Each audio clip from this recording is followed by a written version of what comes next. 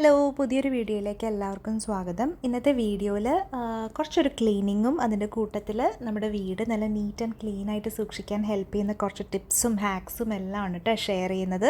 അപ്പോൾ എന്തായാലും നിങ്ങൾക്ക് ക്ലീനിങ്ങിന് ഒരു മോട്ടിവേഷൻ കിട്ടുന്ന ഒരു വീഡിയോ ആയിരിക്കും. അപ്പോൾ വീഡിയോ കണ്ട് ഇഷ്ടപ്പെട്ടാൽ അപ്പോൾ തന്നെ ലൈക്ക് ചെയ്യാനും സബ്സ്ക്രൈബ് ചെയ്യാനും അതുപോലെ കമൻറ്റ് ചെയ്യാനും ഒന്നും മറന്നു പോകരുത് കേട്ടോ. അപ്പോൾ നമുക്ക് എന്തായാലും പെട്ടെന്ന് തന്നെ വീഡിയോ സ്റ്റാർട്ട് ചെയ്യാം. അപ്പോൾ നമ്മുടെയൊക്കെ വീടുകളിൽ ഏറ്റവും പ്രശ്നം തോന്നുന്നൊരു സംഭവമാണ് ഈ പൊടി പിടിക്കുക എന്നുള്ളതല്ലേ.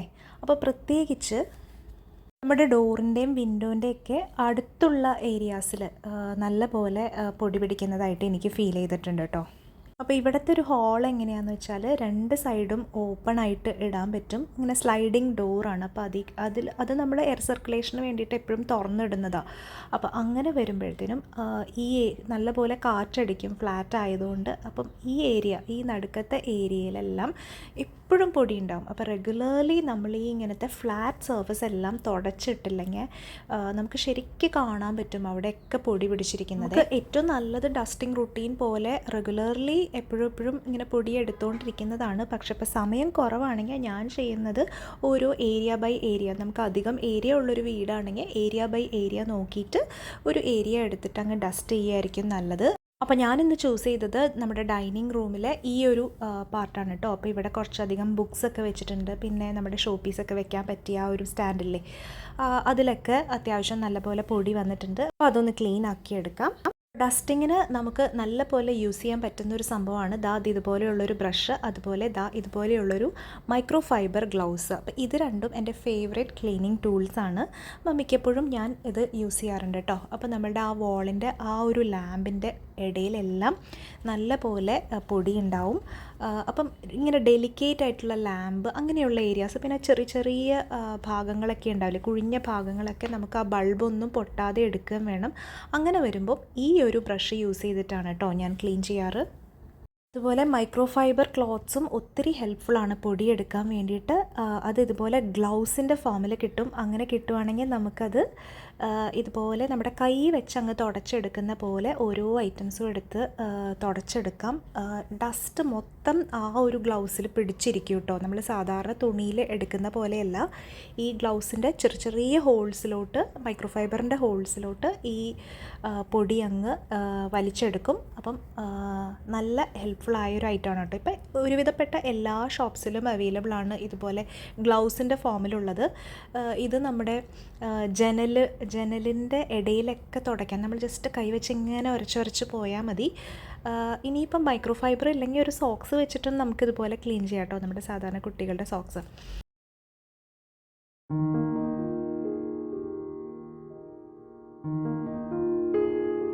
വീടിൻ്റെ അകത്ത് ഇൻഡോർ പ്ലാന്റ്സ് ഒക്കെ വെക്കുന്നുണ്ടെങ്കിൽ അതിൻ്റെ പോട്ട്സും അതുപോലെ പ്ലാന്റിൻ്റെ ലീവ്സിലും ഒക്കെ നല്ല പോലെ പൊടി വരാൻ ചാൻസ് ഉണ്ട്. അപ്പം നമ്മൾ അതിൽ വെള്ളത്തിലാണ് ഇട്ട് വെക്കുന്നതെന്നുണ്ടെങ്കിൽ ആ വെള്ളം നമ്മൾ റെഗുലർലി മാറ്റണം. അതുപോലെ പോട്ട്സൊക്കെ നല്ല പോലെ ഒന്ന് തുടച്ച് വൃത്തിയാക്കണം. വീക്ക്ലി വൺസെങ്കിലും ചെയ്യുന്നതാണ് ഏറ്റവും നല്ലത്. പിന്നെ നമ്മുടെ പ്ലാന്റ്സ് എല്ലാം ഒന്ന് വാഷ്റൂമിലോ അല്ലെങ്കിൽ നമ്മുടെ വാഷ് ബേസിനിലോ കൊണ്ടുപോയിട്ട് ഒന്ന് നനച്ച് ഒന്ന് ക്ലീൻ ചെയ്യുന്നതാണ് നല്ലത്. പിന്നെ സ്പ്രേ വെച്ചിട്ട് ചെയ്യുവാണെങ്കിലും കുഴപ്പമില്ല, എന്നാലും അവിടെ പോയി ചെയ്യുവാണെങ്കിൽ മൊത്തം പ്ലാന്റ് ഒന്ന് നമുക്ക് നന്നായിട്ട് ക്ലീൻ ചെയ്തെടുക്കാൻ പറ്റും. വലിയ പ്ലാന്റൊക്കെ ആണെങ്കിൽ ചിലർ കോമൺ ബാത്റൂമിൽ കൊണ്ടുപോയിട്ട് ഷവർ ചെയ്യുന്നത് ഞാൻ കണ്ടിട്ടുണ്ട്. അപ്പോൾ അതും നല്ലൊരു ഐഡിയ തന്നെയാണ്. അതല്ലെങ്കിൽ നമുക്ക് മൊത്തത്തിൽ നല്ല ടോൾ പ്ലാന്റ്സ് ഒക്കെ ഉണ്ടാവില്ലേ, അത് ക്ലീൻ ചെയ്യാൻ നല്ല പാടാണ്.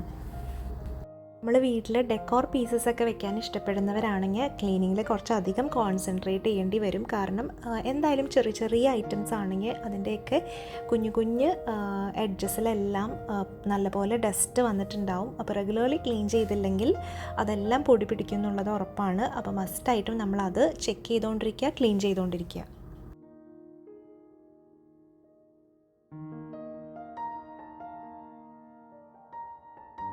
അധികം ഡസ്റ്റിംഗ് ഒക്കെ ചെയ്ത് കഴിഞ്ഞാൽ എന്തായാലും പൊടി താഴെ വീഴും. അപ്പം നല്ലൊരു വാക്യൂം ക്ലീനർ ഉണ്ടെങ്കിൽ അത് വെച്ചിട്ട് നല്ലപോലെ ഒന്ന് വാക്യൂം ചെയ്തെടുക്കുക. അതല്ലെങ്കിൽ നമ്മൾ സാധാരണ പോലെ തന്നെ അടിച്ചു വാരി എടുക്കുക, എന്നിട്ട് നല്ലപോലെ ഒന്ന് തുടച്ചെടുക്കുക. അതല്ലെങ്കിൽ പിന്നെ ആ പൊടി മൊത്തം വീട് മൊത്തം പരക്കും. അപ്പോൾ അതെന്തായാലും മസ്റ്റായിട്ട് നമ്മൾ ഫോളോ ചെയ്യണം.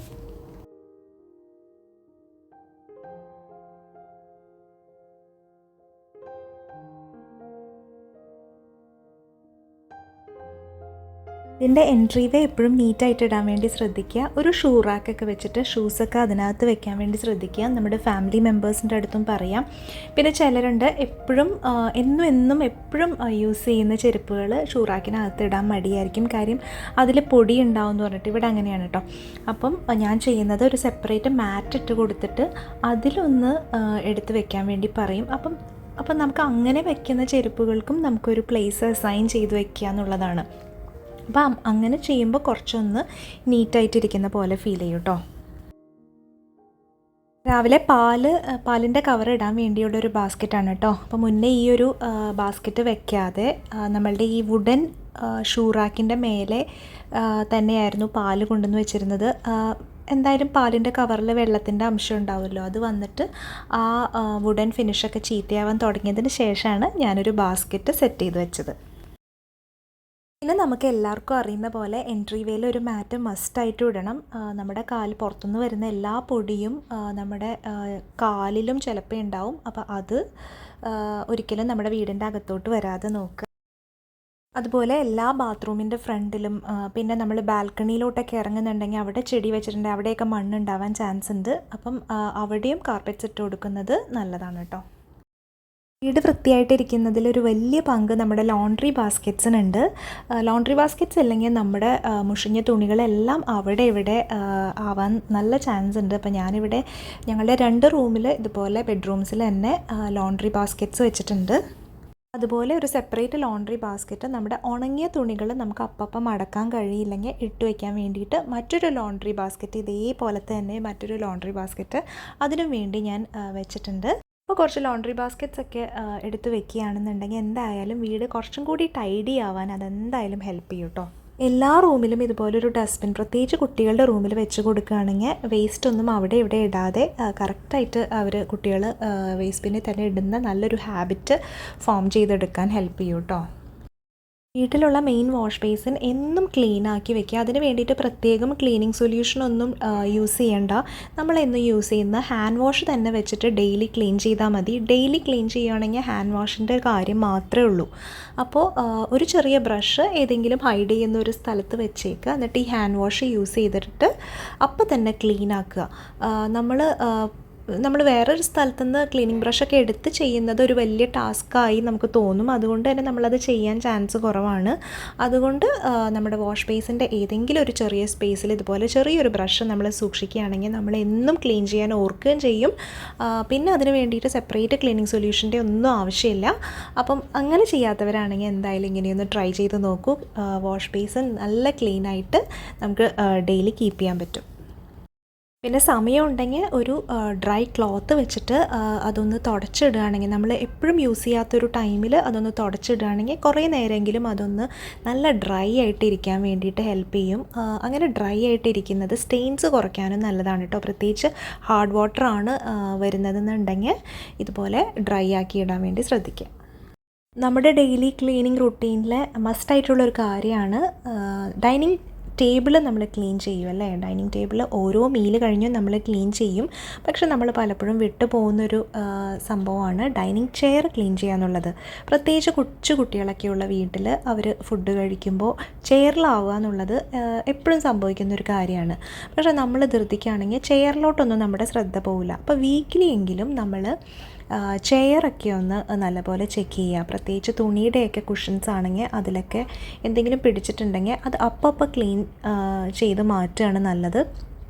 അതുപോലെ കുറച്ചധികമായിട്ടുണ്ടെങ്കിൽ എന്തായാലും ഡൈനിങ് ചെയേഴ്സിൻ്റെ സൈഡിലും അടിയിലും എല്ലാം നല്ലപോലെ പൊടി പിടിച്ചിട്ടുണ്ടാവും. അപ്പോൾ അതും നല്ലപോലെ ഒന്ന് ശ്രദ്ധിച്ച് ക്ലീനാക്കി ഇട്ട് കഴിഞ്ഞാൽ ഡൈനിങ് ഏരിയ തന്നെ നല്ല വൃത്തിയിൽ കൊണ്ടുനടക്കാൻ നമുക്ക് സാധിക്കും കേട്ടോ. അടുത്തൊരു ടിപ്പ് എന്ന് പറയുന്നത് നമ്മളെപ്പോഴും യൂസ് ചെയ്യുന്ന ഐറ്റംസ് നമ്മൾ ഡെയിലി ധൃതി പിടിക്കുമ്പോൾ രാവിലെ നമ്മൾ കുട്ടികളെ റെഡിയാക്കുമ്പോഴൊക്കെ ഒരുപാട് ഐറ്റംസ് നമ്മളെടുത്ത് പുറത്ത് ഇടുമല്ലേ. അപ്പോൾ പെട്ടെന്ന് നമുക്ക് ക്ലീനിങ് ഈസി ആക്കാൻ വേണ്ടിയിട്ട് ഇതേപോലെ ഒരു ബോക്സസ് ഒക്കെ നമ്മൾ സെറ്റ് ചെയ്ത് വെക്കുകയാണെങ്കിൽ പെട്ടെന്ന് നമുക്ക് അതിലോട്ടൊന്ന് ഒതുക്കി വെച്ചിട്ട് നമുക്ക് സമയം അനുസരിച്ച് ഈ ബാസ്ക്കറ്റിനുള്ളിൽ ഐറ്റംസ് അറേഞ്ച് ചെയ്ത് വെക്കാം. മിക്കവാറും അതിനകത്തെല്ലാം റെഗുലർലി യൂസ് ചെയ്യുന്ന കുറേയധികം സാധനങ്ങളായിരിക്കും. പലപ്പോഴും എല്ലാ എല്ലാവരും ധൃതിയിൽ എല്ലാ ഐറ്റംസും അതിൻ്റെ ബാക്ക് ടു ഇറ്റ്സ് പ്ലേസ് എടുത്ത് വെക്കണം എന്നില്ല. അപ്പോൾ അങ്ങനെ വരുമ്പോൾ നമ്മളുടെ സൗകര്യത്തിന് നമ്മൾ ഇതുപോലെ ഒരു ബാസ്ക്കറ്റ് വെക്കുകയാണെങ്കിൽ കുഞ്ഞു കുഞ്ഞു ഐറ്റംസ് എല്ലാം നമുക്ക് ഹൈഡ് ചെയ്ത് വെക്കാൻ പറ്റും. ഇപ്പോൾ തന്നെ ഈ കുറേ ഐറ്റംസ് വന്നിരിക്കുന്നത് ഒന്നും ഈ റൂമിലെ അല്ല. അപ്പം ഞാൻ അതെല്ലാം എടുത്ത് മാറ്റിയിട്ട് ഈ റൂമിൽ വരുന്ന സാധനങ്ങൾ ആ ബോക്സിനകത്ത് എടുത്ത് വെക്കാം. അപ്പോൾ ഇതൊക്കെയായിരുന്നു ഇന്നത്തെ കുറച്ച് ടിപ്സ് ആൻഡ് ഹാക്സ് വീട് ക്ലീൻ ആയിട്ട് ഇരിക്കാൻ വേണ്ടിയിട്ട്. നിങ്ങൾക്ക് ഇഷ്ടപ്പെട്ടു എന്ന് കരുതുന്നു. ഇഷ്ടപ്പെട്ടിട്ടുണ്ടെങ്കിൽ മറക്കാതെ ലൈക്കും കമൻറ്റും എല്ലാം ചെയ്യണം. അപ്പോൾ പുതിയൊരു വീഡിയോ ആയിട്ട് ഉടനെ കാണാം. അതുവരേക്കും ബൈ.